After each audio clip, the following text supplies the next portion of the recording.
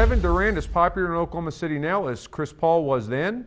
From the Opubco Studios in Oklahoma City, I'm Mike Sherman, and this is Inside Thunder Basketball with Darnell Mayberry. Darnell is joining us from the Windy City, where on Monday night the Thunder's road success continued with a 98-85 win over the Bulls. Darnell, now the Hornets are in town. They're in Oklahoma City for a game against the Thunder Wednesday night. And one of the irresistible storylines, of course, pits Oklahoma City's first franchise player against its current franchise player. In his Wednesday column, Barry Trammell examining this local love for each of these guys. How do you rate it?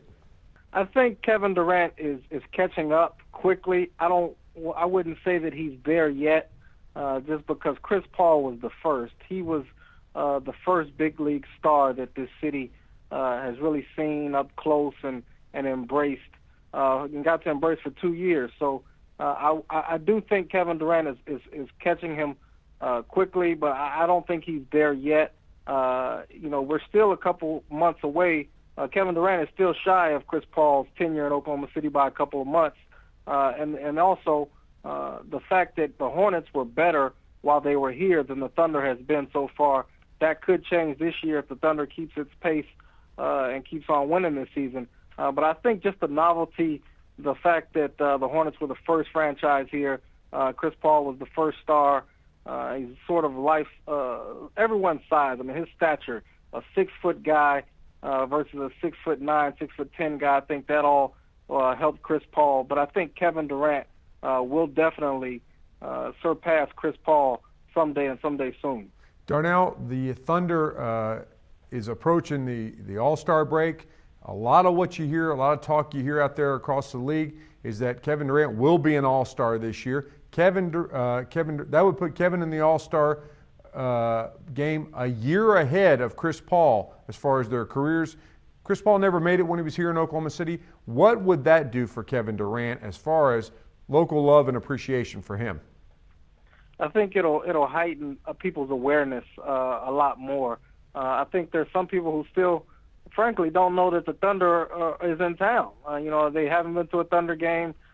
They don't know what all the fuss is about. If they do are aware of the Thunder. So, I think to those people, when they start seeing Kevin on commercials, sort of league-wide commercials, more Nike commercials and endorsement deals of his own, I think that's going to heighten their awareness and turn them on to the Thunder brand of basketball and only make Kevin more of a household name. I think people nationally are starting to take notice, but I still think there's some people locally who still just aren't caught up in the Thunder mania. Kevin Durant just ended a streak of 7 straight 30-point games. You knew he was a great scorer, but you've seen some other things in this streak that don't involve the ball going in the basket. What have they been, and how has that helped this team? Well, there are a couple things. One's a good one, one's a bad one. I'll start with the good. He's helping his teammates. He's not forcing things. The most impressive thing to me throughout those 7 games, I even include the 8th one against Chicago Monday night, where he finished with 25 and the streak came to an end. He could have had 30, but he didn't force anything. He only took 14 shots, made 9 of them, and this was on a bad ankle. So, I really think that Kevin has really matured to the point where he doesn't have to force anything. He gets his teammates involved. If he's getting a lot of attention from the opposing defenses, he's willing to make the extra pass, and he doesn't have to be the guy that scores 30 points a night.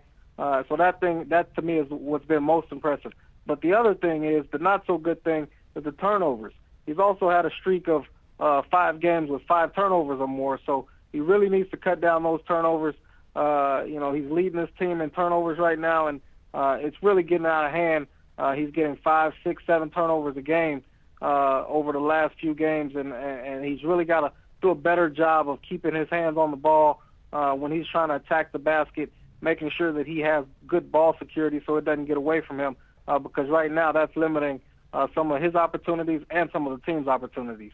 The Thunder is at 19-15 going into Wednesday night's game against the Hornets. The Hornets at 500.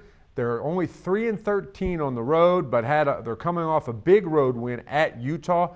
Darnell, these teams look like they may be competing for playoff positioning down the road this season. Is there any chance that both Oklahoma City's past with the Hornets and its present, as far as a competitive standpoint, turns this into the defining rivalry for the Thunder franchise?